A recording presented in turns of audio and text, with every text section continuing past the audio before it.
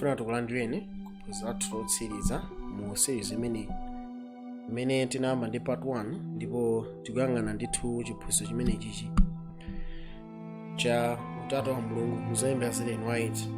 Ndiye iyi ndi objection number 17 imene itakhala yomaliza. Timafuna tiwerenge mmenemu ma Bible commentary page 1013 paragraph 4 imene anena kuti amene mawu angelo anaveka natino Atate akakuyitana iwe, iye amene anena tino asiya moyo wake pasi kuti azautengenso ngati kachisule, ndipo m'masiku atatu mzaumanganso. Anabwera kuuka kumanda umoyo umene unali mwa iye yekha. uMulungu sunafe, uMunthu unafa. Ndipo panopa Yesu Khristu akunena kuti anazuka, ndikunena ndithu pa manda amene anapasuka unati ine ndine kuuka kuno moyo. Mwa iye Mulungu wake anali ndi mphamvu yokuswa ndithu manda auchimo, ndipo moyo umenewu uli mwa iye ndipo atha kupereka Mulungu amene akufuna. Tiyo tiwerengenso Bible commentary volume 5 page 1013 paragraph 6 anati ine ndine kuuka ndi moyo. Iye amene anena tino atha ku okay ndi kote mwemwe komano nkhaneko ndinena kuti kuna imene imapangidwa proof ndimati ntena zena tino zimene zilili chonchi zikungonesera kuti Yesu Khristu ali ndi uMulungu. Now ndimafuna nena kuti tonse anthu God believers mathenjera tonse timakhulupirira Yesu Khristu ali ndi uMulungu. Koma kuti uMulungu wake ubwera motani tiwasiyana. Ife timathenjera zimene atino Yesu Khristu ndi Atate aipo palibe amene alidi atatu anzake onse anankhala nthawi zonse, right? Ene ife anthu God believers tikuti Yesu Khristu anabadwa kwa Atate mu nthawi za nthawi. Timakhulupirira kuti Yesu Khristu ndi mwana wa Mulungu. So pamene wabadzuka basi ali ndi uMulungu, tonse tikukhulupirira ndi uMulungu. So objection ni si makhala kuti ndimadabwa kuti imabweresera chifukwa tonse tikukhulupirira Yesu Khristu ali ndi uMulungu, tonse tikukhulupirira zimene zonse, right? So tingoona kuti Bible kuti chani pakhani moti tikawerengaso zina zimene ananena manuscripts volume 12 page 395 paragraph 2 anena kuti mwa iye yekha anazipereka ndithu kuti akhale ndithu sembe yopanda panga. Iye amene ali ofanana ndi Mulungu ndithu, Mulungu wamuyaya, Mulungu wamphamvu zonse. Iye amene anali ndithu chokwanirira choposa zonse. Iye amene anali ndithu lamulo mukhalidwe. Kwa angeloti wawo pamwamba kwambiri amene adakanena kuti sanakhalepo ndi goli. Angelo sanali ndi goli lodalira ndi goli lovomera, ndipo iwo anayikidwa ngati otumikira kwa iye amene anayolamulira kumwamba. Mwanjira apa angotiuza kuti Yesu Khristu ndi Mulungu ndofanana. Taona kale zimene zoti nzoona chifukwa iye ndi mwana wa Mulungu, anabadwa kuchokera mwa Mulungu. Ndiye tikaona zimene pa manuscripts volume 12 page 395 paragraph 3 anena kuti palibe ngelo mmodzi amene adakatha kula m'malo mwa ife kuti azipereke moyo wake kwa ife. Chifukwa moyo wawo ndi wa Mulungu ndipo sangathe kuupereka, koma Khristu yekha amene ndithu banja la Mulungu, banja la anthu limadalira pa iye kuti akhale. Iye amene ali wamuyaya, amene akhala ndi moyo mwa yekha, mwana amene goli panalibepo.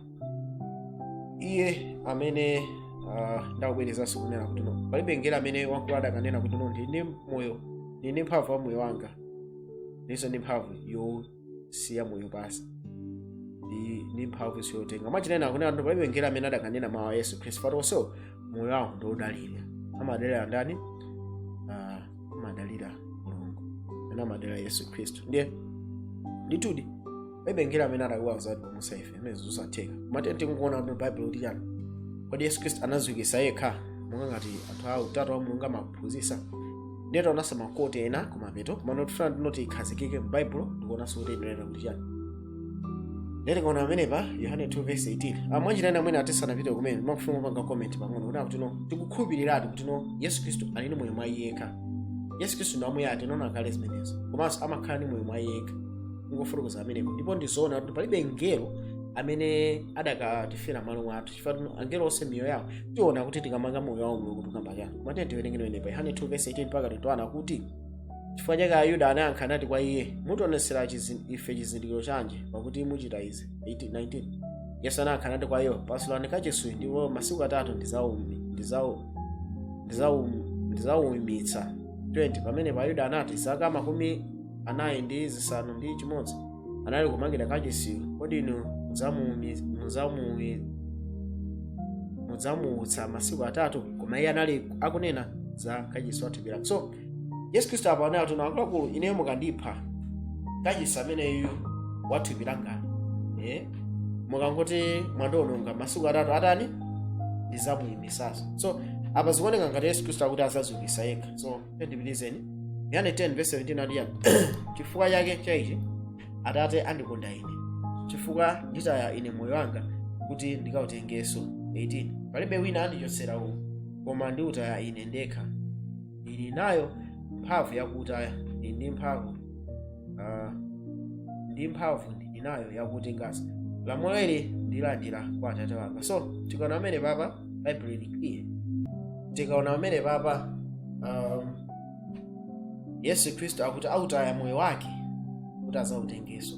Ukuona amene pa. So apapa Yesu Khristu mwanjira azautaya moyo wake koma no moyo azautengaso. Aine mphamvu yoti ausiye moyo masa ine mphamvu kuti moyo atatu autengese. Nawo chinthu chimene chili yofunika kwambiri kuti ndimvesese auti ili ndi lamulo ndilandira kwa Atate. So tiona na kuti lamulo imene analandira kwa Atate ndilo chifukwa kuuka imene akuuka pa kuti azatengaso moyo wake pakamba kuuka kwake. Okay, so anthu ena amene mene sichonje mdedesa kunena kuti iye ndi amene azazukise yekha ndi amenenso atatani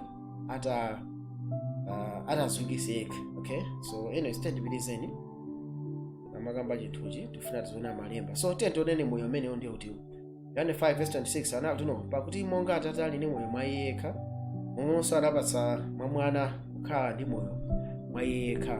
Okay, ndi akunena kuti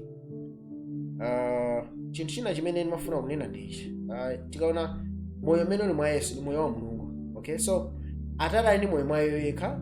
Mulungu self existent, Mulungu amakhala ndi moyo mwa iye yekha. Yesu so naye amakhala ndi moyo mwa ndani mwa iye yekha. So Yesu ndikuona kuti moyo umene uli mwa iye ndi umene uliso moyo umene uli mwa ndani mwa Atate. Yohane 14:10 akutiululira ife nena kuti sukhulupirira kodi kuti ndili ine mwa Atate ndi Atate ali mwa ine. Mwa amene ndinena kwa inu sindilankhula kwa ine ndekha koma Atate okhala mwa ine achita ntchito zake. Mwanjira ina akunena kuti mwa amene akuyankhula Yesu Khristu akuyankhula mwa iye yekha. Mwanjira ina zonse zimene Yesu amakamba si amayankhula za iye yekha koma akuti chani Atate okhala mwa iye ndi amene akuchita chani akuchita ntchitozo. Mwanjira ina Yesu akamayankhula chinthu amakhala nayo akuyankhula ndi ndani Atate. Atate okhala mwa iye ndi amene amatani amayankhula. Ndiye tikaona bwino bwino tiona akamana pasulani kachisi uyuyu ndipo masiku atatu mzamukisa amayankhula mwa amene ndi ayekha kapena Atate. Tiona kuti mwa amene ndi Atate. Mwanjira ina ndi Atate amene adakamanga sojani kachisi. Chifukwa tikaona pa Hebrew chapter 10:5 tikaona pa Hebrew 10:4 autiza ife pakuti mwazi ndi pakuti mwazi wambuzi ndi khosi singathe kuchotsa tchimo. Mwa ichi thupi mwandikonzera ine. Tikamakamba za thupi limene Yesu Khristu anabwera nalo anakonza njira yonse nani ndi Atate. Mwanjira ina pasulani kachisi uyu masiku atatu zamukonza sidamuyimikaso. Chimene akuyankhula Yesu ndi chimene Atate anabwera mtima mwake. Mwanjira ina ndi Atate amene adakamukaso. So tikaona amene pakuti moyo ndi usiya ndipo zautengaso lamulo ndalandira kuchokera kwa ndani kwa Atate. Ndi Atate amene adakamukisa Yesu. Fada akafa pa mtanda ausiya moyo. Ataka akawamukisaso akhala alandiranso moyo. Unaona? So ichi ndi chimene timafika tivesese kwambiri.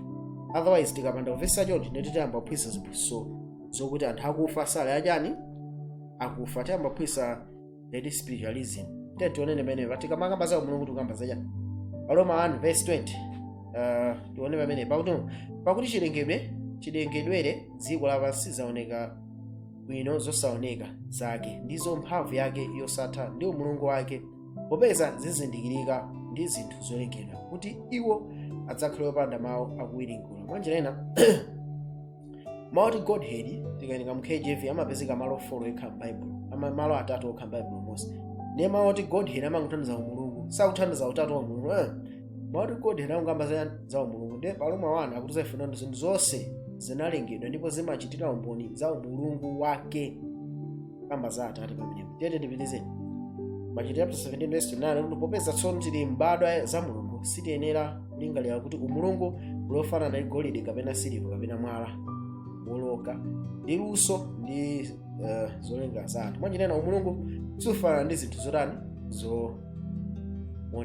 Ndiye tinene pamenepa Akolose 1:19 akuti pakuti kunamkomera Atate kuti mwa iye chidzalo chonse chikhalire. Kodi chinamkomera chidzalo chonse chikhalire Atateyo? Chidzalo imene ndichiti Akolose 2:9 pakuti mwa iye chikhala chidzalo cha umulungu. Mwanjira na Yesu Khristu mwa iye muli chidzalo chonse cha umulungu. Yesu Khristu ali ndithu ndi umulungu wonse watunthu chifukwa imene chinamkomera ndani? Namkomera Atate. So Yesu Khristu ali ndi umulungu. So tikutha kuona tikamakambano za umulungu wonse pano umulungu ndi chani. Marko 10:18 ndipo Yesu anati kwa iye uditcha iwe ine wabwino bwanji. Palibe abwino koma mmodzi ndiye mulungu. So tikutha kuona amene palibe abwino koma mmodzi ndiye ndani? Ndiye mulungu.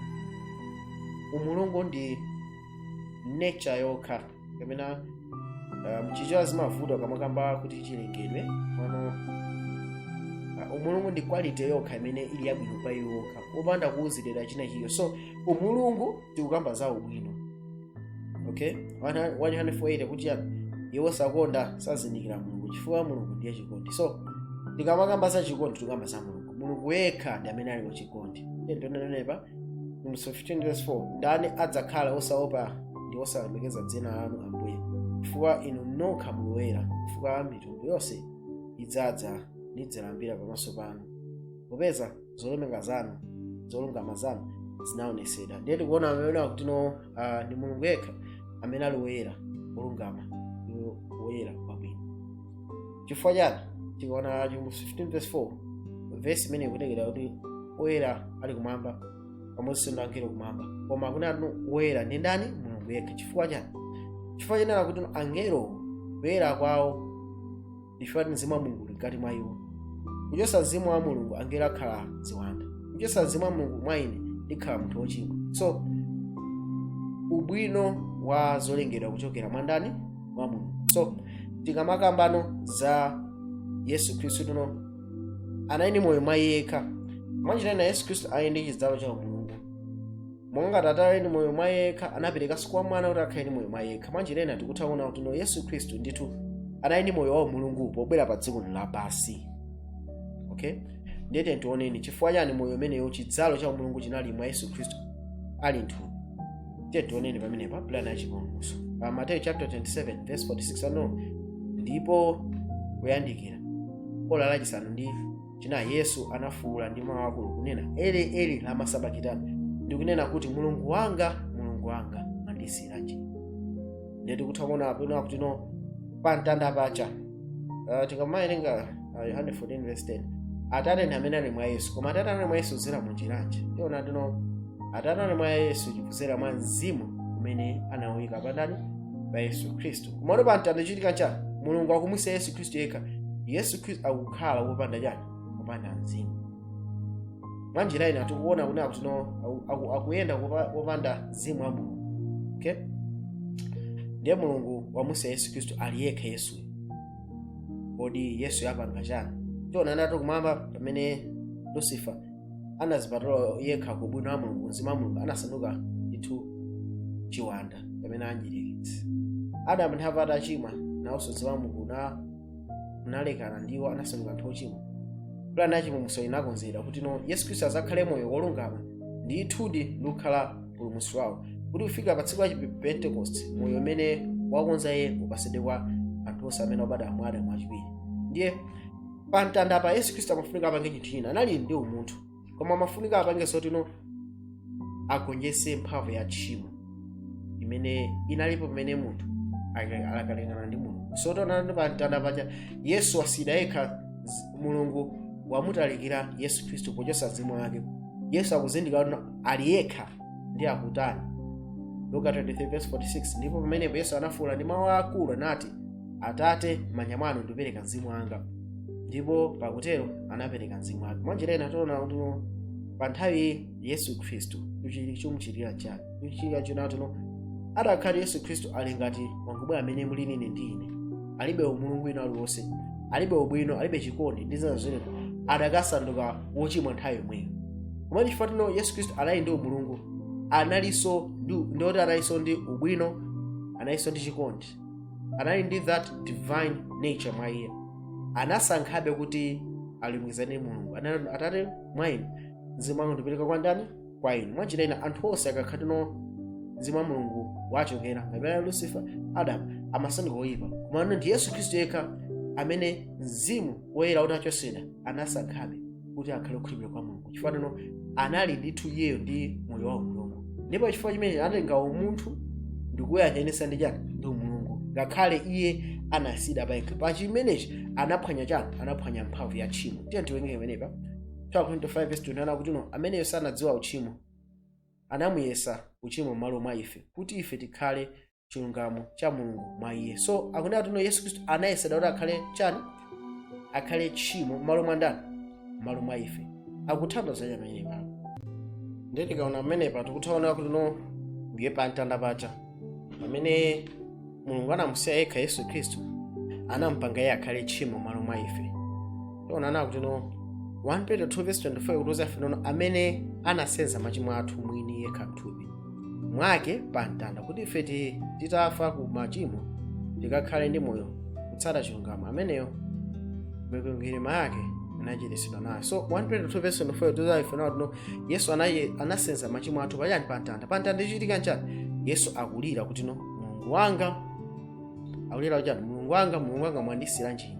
Ndiye tikutha kuona kuti pa mtanda paja Mulungu anampangisa Yesu akhale tchimo pomusiya yekha. Yesu Khristu ndithu anaphwanya mphamvu ya tchimo imeneyi. Ndipo pophwanya mphamvu ya tchimo imeneyi chichitika nchani? Anafa. Chifukwa choti chani? Mulungu anamusiya yekha. Ndipo chifukwa munthu sungakhale ndi moyo popanda Mulungu. Chichitika nchani? Yesu akunena kuti mudzanja lanu ndikusiya chani? Yoperekanso mzimu wanga. Mwanjira Yesu Khristu anapereka moyo wake. Tikamanga za state of the dead. Tikamanga za state of the dead. Ndiye tikaona pamenepa tikutaonana kuti Yesu Khristu anasenza machimo athu pa mtanda. Pamene anapangidwa kuti akhale uchimo, pamene Mulungu anamusiya Yesu yekha. Ndipo Yesu chifukwa cha ubwino wake, chifukwa cha Mulungu wake, anasankhabe kukhala okhulupirira kwa Mulungu. Mwanjira pa mtanda paja poyamba munthu anaphwanya mphamvu ya uchimo. Anthu onse akakhala kuti alekana ndi Mulungu, mzimu wa Mulungu achosedwa, anthu onse amakhala kuti ali ochimwa basi, sangabwererenso kwa Mulungu. Koma pa nthawi yoyamba tikuona Yesu Khristu akuchita chimene anthu sadakatha kupanga, kuphwanya ndithu mphamvu ya uchimo pamene Mulungu anamusiya yekha. Anapangidwa kuti akhale tchimo m'malo mwa ife, ndipo pamenepo anasankhabe kukhala bwino. Ananena moyo wanga ndipereka kwa inu. Ndipo chifukwa kuti Mulungu anamusiya yekha, Yesu Khristu anafera pompo pa mtanda. Hebrew 2:14 ikuti chani? Popeza tsono ana ndiwo amwazi ndi nyama, Yesu momwemo adalawa nawo makhalidwe omwewo, kuti mwa imfa akamuononge iye amene anali nayo mphamvu ya imfa ndiye njerekezi, nakawamasula iwo onse amene chifukwa chakuopa imfa moyo wawo onse anamangidwa ku kapolo. So tikamaona za moyo wa Yesu Khristu tikuonana kuti iyeyo ndiye khala amene anagonjetsa tchimo. Ndipo chifukwa anafa pa mtanda, chifukwa Mulungu anamusiya yekha, amafunika kuti aukitsidwe. Chifukwa imfa sidakamusunga. Chifukwa anali asanachimwepo, anagonjetsa tchimo ndi imfa mu blow imodzi imene zinamugwera pa mtanda. Ndiye ife tikhulupirira nawo Bible ikamakamba kuti munthu wafa amakhala wafani. Yesu Khristu pamene Mulungu amusiya yekha akundipereka moyo wake kwa ndani? Kwa Mulungu. Akuperekadi moyo wake, mzimu wake upita kwa ndani? Kwa Mulungu amene anawupereka. Thupi lake linayikidwa ku manda. Yesu Khristu sakusowa kanthu, wamwalira pa mtanda. ngati tikhulupirana kuti no zili chonchi ndeti tikugwirizana ndi chiphunzitso chani cha Bible. Ndete ndionene pamenepa akuti bwanji. Tionewere pa Galatians chapter 1 verse 1 akuti Paulo mtume osachokera kwa anthu kapena mwa anthu koma mwa Yesu Khristu ndi Mulungu Atate amene anamuukitsa iye kwa akufa. Ndikufuna kumanga comment mwachangu ona tuno ngakhale Aroma chapter 2 verse 3 tutakhale kuwerenga nthawi sei ndi mavesi mbwe ambirimbiri osamafukiza tuno Mulungu ndi amene anamuukitsa ndani Yesu Khristu. Bible verse tithamakangana kuti no amathandizo yani pamene amati ndi zausiyana ndi khamu pasi zaolengaso thamakangana akamana kuti no mangani pasonani kachisi nzawo imisaso masiko thamakangana to amathandizo yani mwana nokufuna nayo ndichi tikalinga mavesi ose atauka Yesu palibe polo ndi verse limodzi imene mafukiza Yesu anazoukitsa yekha. Palibe verse ndi imodzi Bible lonse imene limaonesa Yesu anazoukitsa yekha. Mwanjirena Yesu anaukitsa ndi ndani ndi Atate. Ana atafa munthu akufa saziwa kanthu, munthu akufa aziukitsa bwanji yekha. So Bible ikutiuza ife ndi Yesu Khristu anafa ndipo anaukitsidwa ndi Atate. Chifukwa cha nzili choncho Roma 10 verse 9 kuno kuti ngati udzavomereza mkamwa mwako Yesu ndi Ambuye ndi kukhulupirira mu mtima mwako kuti Mulungu anamuukitsa kwa akufa udzapulumuka. So nkhani isi nkhani yongoti ine makhulupirira chino no nkhani ndi achipulumutso. Patino Yesu anafa ndipo Mulungu anamuukitsa iye kwa akufa. Mwanjirana inu ndine amene tili akufa m'machimo athu tiukitsidwanso mwanjira ina mofanana ndi ndani ndi Yesu Khristu. Ngati Yesu Khristu anaukitsa yekha ndiye mwanjirana ife kuzera machimo mwathu tazipulumutsanso tokha. Nkhani ndi achipulumutso. Yesu Khristu ndiye chitsanzo chathu. Nkhani ndi yofunika kwambiri. Tione pamene pa Roma 6 verse 5 akutiza funa no pakuti ngati ife tinakhala olumikizika ndi iye mu chifanizo cha imfa yake kuteronso tizakhala mchifanizidwe cha kuuka kwake. Mwanjira ina tikamakamba za ubatizo timakamba za kufa mu ntchito zakale ndi kuuka mu moyo umene uli mwa Yesu Khristu. So Yesu Khristu anafa anasiya moyo wake pasi nawapereka kwa Atate ndi kuuka chifukwa chani. Yohane 5 verse 26 no Yesu ali ndi moyo mwa yekha. Chifukwa chani Atate anampatsa iye kuti akhale ndi moyo mwa yekha. Ndi pa chifukwa chimenechi ndi Yesu Khristu adakakwanisanso kupereka moyo kwa ndani kwa Atate amene anampatsa ndi kuzaulandiranso. Palibe amene anamupha Yesu Khristu ajarabwa zambaya anapeza kuti afa kale. So Yesu Khristu anali ndi mphamvu zoti atha kupereka moyo usiya pasi ndipo pamene anamuukitsanso analandiranso moyo wake ati iyi ndi lamulo imene ndalandira kwa ndani kwa Atate wanga. So tikaona zimene zizitoonana no Bible lili clear kuti Yesu Khristu anafa. Bible verse imene imafukuza kuti Yesu Khristu anali moyo ndi kuzizutsa yekha. Ayi fadi anthu samavesi ati uMulungu ndi chani. Anthu amana kuti uMulungu ndi zimphamvu zina zake ngati kuti no Yesu anafa pa mtanda paja anangofa ndi munthu amene ali Yesu maona uMulungu unali moyo. Mwanjira that is imene ndi spiritualism. Munthu akufa sanafe zomwe khupira tuno zimwera ndi munthu ine amene akhala mkati mwathu. Mwanjira ina wanga substitution tuno si kukhupira so ndi munthu amene wakhala koma munthu amene wakhala mkati tikamakhulupira spiritualism tuno amakhala moyo tikamwalira tikungomutcha tuno ndi Mulungu. So munthu Yesu anafa koma uMulungu wake unali moyo. Imene ndi spiritualism. Zikungonesera tuno kumene chiphunzitso chochokera kwa anthu amene amakhulupira tuno munthu akafa sanafe ndikomwe zimene zikuchokera. Tiyeni tione pamenepo chiphunzitso imenechi ya Trinity chinachokera kwa Katolika ndipo chitapanga defend ndi ma principles achikatolika. Tiyeni tione pamenepo akuti chani Amos 1 verse 18 Yesu Khristu akuti chani za iye mwini ndi wamoyo ndipo ndinali wakufa ndipo tona ndili wamoyo kufikira nthawi za nthawi ndipo ndili nazo zofungira za imfa ndi Hade. Timawerenga Amos 1 verse 18 ndiye Amos 2 verse 3 ndipo kwa mngelo wa mpingo wa ku Smyrna lemba izi anena woyamba ndi otsiriza amene anakhala wakufa nakhala samoyo. So akamati wakufa ndi kuti kuthandiza liyani thandiza teno munthu anapereka moyo wake kwa Mulungu. Tikamona za Yesu Khristu anapereka mzimu wake anapereka moyo wake kwa Mulungu ndipo Yesu akufotokoza ndithu Amos 1 verse 18 2:8 akuti no nali wakufa panopa ndili ndi moyo. So anafadi inde anafa kapena ana Trinity ndi opya kwambiri fadi imene ati Yesu pantana sanatani mwanjira Yesu sanatifere chinangofa ndi uMunthu chabe iyo ndi phunziro choopsa kwambiri, phunziro choopsa.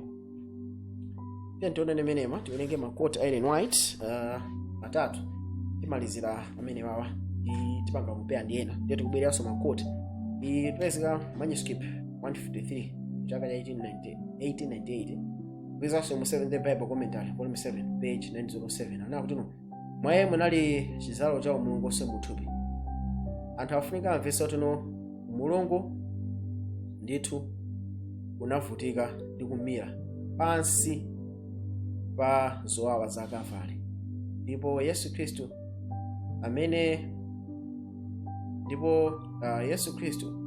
Mulungu anampeza kuti akagulenso mpingo ndi mwazi wake, amene ali ulamuliro wakumwamba ndithu anapangidwa kuti akazunzike manja mwa anthu opembedza amene anali oyipa kwambiri, ndipo iwo amanena kuti ndi amene akuziwa kwambiri kuposa anthu osapatsuka pansi. So tikuona ma comments yambiri yawo kuti uMulungu unazunzika ndi kumira pansi pa zowawa za pa Kalvari. Okay, tiye tunene pamenepa letter 149 zofi pepezekanso mu 7th Bible Commentary volume 5 page 1129 ndi page 1130 anati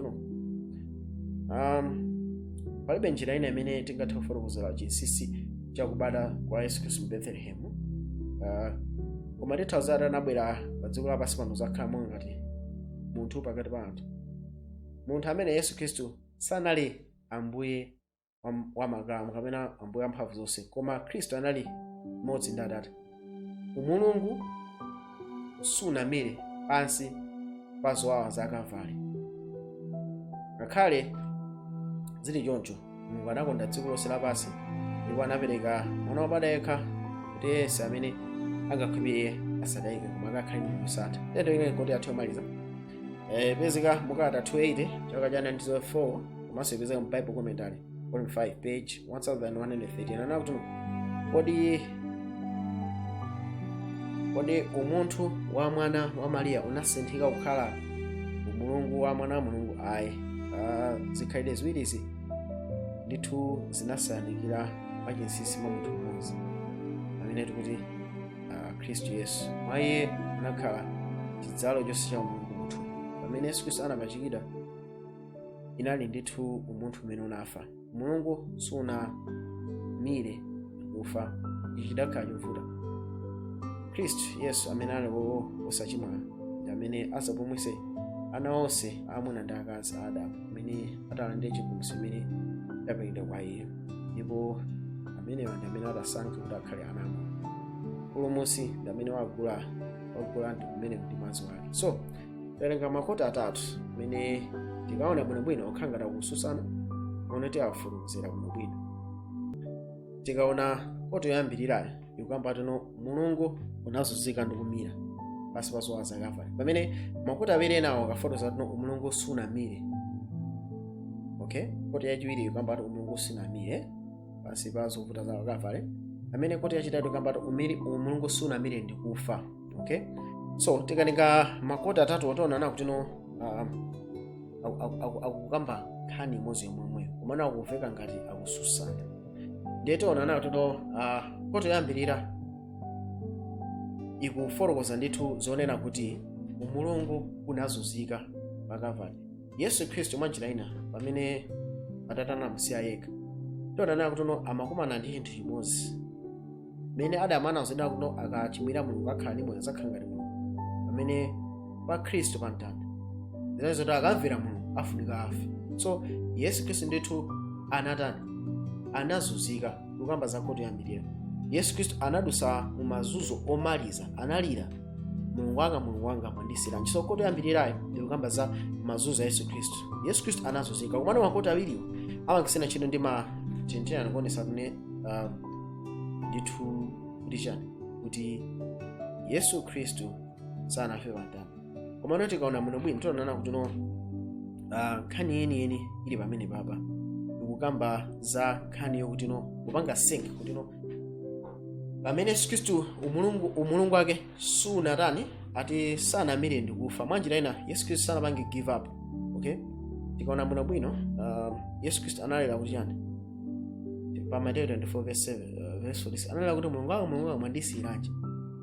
Koma Luka 23 verse 46 ngaye anakuwa kuti Mulungu wanga mwandisiranji.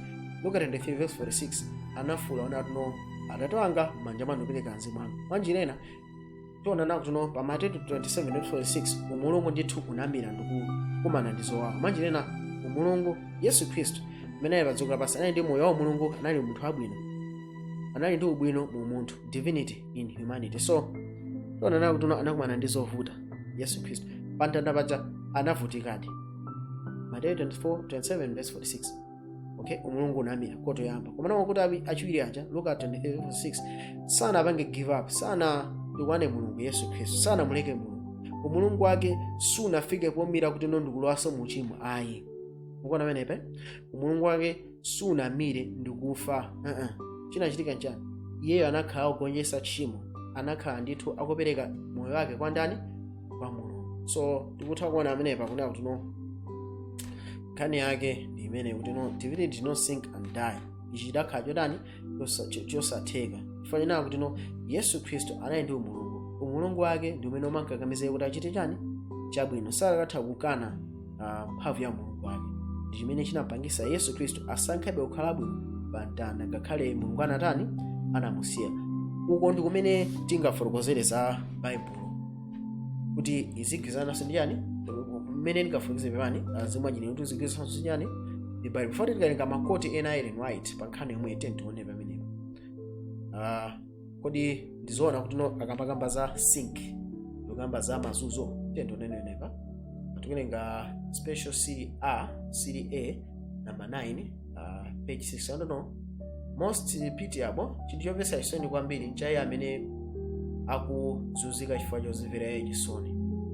Ali ngati amene walumidwa, amene akuphonyaphona, amene akumira mu fumbi. So tikuona nato munthu akamamira mu fumbi amene anagwiritsa ntchito mauti sink, munthu amene akumira mu fumbi ndi amene akukumana chani ndi mazunzo. Tikaonanso ndi za Verges page 744 kamba tuno kachiwiri mtima wa Mariya unamira pamene amayikumbukira mawu amene anafotokozera zinthu zimene zimachitika pamalo. Adakhala kuno iye amene adakhala tuno wapereka moyo kwa anthu akufa adakalola yekha kuti apachikidwe. Kodi mwana Mulungu adakalola yekha mazunzo pakafika tuno aphedwe moyipa chonchi? So tondano Maria Mary timakatu nata unamira. So tikamakamba zituno uMulungu apa timakamba to uMulungu unamira unazunzika ndi kumira koto yambirirayi. Tikufotokoza kuti no Yesu Khristu ndithu pa mtanda paja anafuula ngwanga Mulungu wanga mwandisiranji. Mwanjira ena anakumana ndi zotani zoyipa, komano uMulungu wake pangakhale zinafika pa chindende uMulungu sunafike pomira kuti no kufika poti no watani wataya chikhulupiriro ayi. Sana afika poto pataya chikhulupiriro ndikumwalira iyayi. Zimene sizinachitike ndipo sizidakakhala zotheka. So tikatenga makoto sondekaya pamodzi chimene chochitika ndi chili ndi chimene chitentionere. Kodi Yesu Khristu anazukisa yekha? Ionewenepa Faith I Live By page 50 kuti chani iye amene anafera machimo adziko lapansi anakakhala mu lumbira kudikira nthawi ikwane. Iye anali ndithu mu prison ya miyala ndipo anali ngati monga prisoner wa chiweruzo cha Mulungu. Ndipo iye amene anali woweruza onse umene unalengedwa iyeyo ndi amene amanyamula machimo adziko lapansi, ndipo Atate wokha ndi amene adakamasula iye. So eno adalukizana ndi Bible pamene akunatunda Atate wokha amene adakamasula ndani? Yesu Khristu. Tikuwerenganso pamene pa manuscript 111 mchaka cha 1897 page 71 ndi 72 anakuno, ndipo mwaulemerero ndi muopsa Mulungu wakumwamba mosadzidwa ndi angelo anayendayenda kuzungulira ndithu mtumbira wa Khristu. Mosogezera okay, tikuwerenganso mnawina kuti imeneyi kuti pasapeze kuphophonyeka. Ndafunsa ndatuno ndithu mwaulemerero ndi muopsa Mulungu wakumwamba mosadzidwa ndi angelo anali kuyendayenda ndithu panja pa mtumbira wa Khristu, ndipo anali anthu amene anali mboni zosaoneka zonse zimene zimachitika m'miweruzo ya Yesu Khristu. Ntchito yonse inalembedwa ndipo zonse zonyoza zinalembedwa. linafika ola la kugonjetsa kwa Yesu Khristu. Ambuye amene anapasula ndithu zomanga iye, ndipo Khristu anatuluka kulumbira kunena ndine kuuka. So tona nawo tuno Yesu Khristu ndithu pamene anauka, pamene akubwera kuti naye ndikuuka ndi chani, ndi moyo. Nali wakufa koma ndi wachani, ndi wamoyo. Mwanjirena mwa yekha ali ndi moyo umene angathe kuti pasaino ndine ine ngakhale titafe lero chifukwa cha Yesu Khristu amene anachita ndine tithauza ukasi, tithauza kuphwasulaso manda, ndipo tithauza imaso pa manda ndonatino kodi iwe ifa bole yako ili kuti mana kwenda 15. So tikuthaonatu zimene Yesu Khristu anachita zamtengo wapatali kwambiri. Ndetoonenso koti imene ikupezeka pa Youth Instructor May 2 1901 mpaka afera nawo kuti iye amene anafera machimo a dziko lonse lapansi amafunika akhale ndithu kulumbira ili nthawi imene yakwane. Iye anali ndithu mu prison imene yamiyala ngati prisoner ndithu wachiweruziro cha Mulungu, ndipo iye amene anali woyenera kuti aweruze dziko lapansi ndi amene amanyamula machimo a dziko lapansi, ndipo Atate khandi amene adakammasula iye. Okay, tipitirizeni. Now anthu ena amakhulupirira Yesu Khristu anatizukitsa yekha, koma ngati zili chonchi tionene penepa Get Kunda verse 5:88 paragraph 1 anawo kuti chani, kudzera mu mabodza awiri akulu kuti munthu akufa sanafe, komanso mukuyeresedwa kwa Sande, Satana azafuna kubweretsa anthu onse pansi pa chinyengo chake. Chimodzicho chimapanga foundation ndi spiritualism, pamene chinacho chimapangisa ndithu pakhale ubale ndi Roma. Pamene mipingo imene inatuluka Chiroma USA imene zakhale yambirira ndi kutukula manja awo ndi kugwirisisa dzanja la spiritualism, azatukulanso dzanja lawo ndi kudusaso ndithu kwako yako kugwira ndithu dzanja la pawo. Ndipo pansi pa mphamvu zitatu zimenezi dziko ili zizasaliraso ndithu mapazi a Chiroma amene azakhale akulimbana ndi ufulu wa chikumbumtima. So tonana kuti pali mabodza awiri amene ali akulu kwambiri, Sunday Sacredness ndi Immortality of the Soul. Tinaona amene timaona nyanga ing'ono ndi chiphunziro chimene cha nyanga ing'ono ndi utatu wa Mulungu. Tinaona nawo tingamakamba za zinthu zimenezi Trinity inachokera ku Katolika chaka cha 325 AD, ndipo Trinity imene ndi kumene ziphunzitso zonse zachilero zichokera. Tikaonapo bwinobwino Trinity imene Yesu Khristu anafe pa mtanda. Ngati Yesu Khristu anafe ndikuti anali moyo, thupi lake linafa komano uMulungu wake unali moyo. Mwanjinena ndi spiritualism yokhayokha imeneyo, ili ndi chiphunzitso chochokera ku Chikatolika. Tikaona bwinobwino ziphunzitso za Chikatolika zimakhala ndi defense yochokera ku Chikatolika. Silingayipange defend Trinity monga mwa Bible, koma kuzera mwa ziphunzitso za Chikatolika. Nkona Trinity ndi chiphunzitso chimene chimasokoneza ziphunzitso zonse za Bible. Imasokoneza ndithu state of the dead, kuisokonezera simamvekaso kuti zikuthandiza kuti chani. Ndete tioneni kuna kuti kodi ndizoonadi kuna ndithu Immortality of the Soul imene pamenepa tikayivuzikuta bwinobwino kukamba za Trinity. Ndiponso tikanonso ngakhale Sunday akatolika kuti ndi tsiku imene linaperekedwa kwa atumwi utatu wa Mulungu. Tero kodi ndithudi zimene zikugwirizana, tione ngati ulosi umenewo uzakwaniritsidwe. Ndeto tionera laliki umeneyo akufotokoza ndithu ndi mkulu amene wa Papa Stephen Church imene zinakendere kware. Tionereni. The Roman Catholic faith and the Protestant faiths alike all profess a belief in the Trinity. Pentecostal, Charismatics, Evangelicals, Fundamentalists, Catholics, Methodist, Baptist, Presbyterian, on and on and on. Well, they would all say, we believe in the Trinity, we believe in the Bible, we believe in the resurrection, we believe salvation is through Jesus Christ. These are the big issues. We believe in the Trinity. These are the big issues. The whole world may be converted after the order of Satan, but Sister White warns, but what will the end be? And tikamwana amenepo Rick Warren arifuuzana kunyo kani zeni zazikulu ndi zoti tosema kukhulupirira Bible, tosema kukhulupirira Trinity, tosema kukhulupirira Yesu anauka ndipo anatifira ife. Ati nkhani zimene ndi zazikulu. So nkhani ya Trinity ndi nkhani yayikulu imene ikuyanjanisa dziko lonse lapansi. Si nkhani yaying'ono koma ndi nkhani yachani yaikulu. So tionana kuno ndithudi mmene ananena mulungu wayi tona kuno ndithu chiphunzitso zazikulu zimenezi zimene zili immortality of the soul ndi Sunday sacredness. Makamaka tikumaona immortality of the soul, Adventists amayikana chiphunzitso chimenechi kumana amachilandira kamaphunzitsa Trinity makamaka pokamba za imfa ya Yesu pa mtanda. Tionana kuno chimene chichi ndimene chikupangisa tuno ngakhale anthu ampingo wa Seventh-day Adventists azayende pamodzi ndithu ndi movement imeneyi kakamiza anthu onse. So izi nzopesa isono yona kuti no anthu ambiri akukakamira ziphunzitso zimene sakuzoza bwinobwino ndipo ziphunzitso zimene zikuchokera iwo sangathe kuphunzitsa. Mafuna ngokuthokozani chifukwa tumali nafe. Ndifuna kulemekeza Mulungu wakumwamba chifukwa tuno wakhala nafe kuyambira objection number 1 pakafika objection yomaliza. Kwa iye kwakhale ulemerero. Ibe mphaso mapaderadera kuti no mutha kupanga download zimenezi kuyeranso kwa ena kuti athe kumva ndi kupanga chisankho chawo chopambana. Mulungu akudaliseni onse muli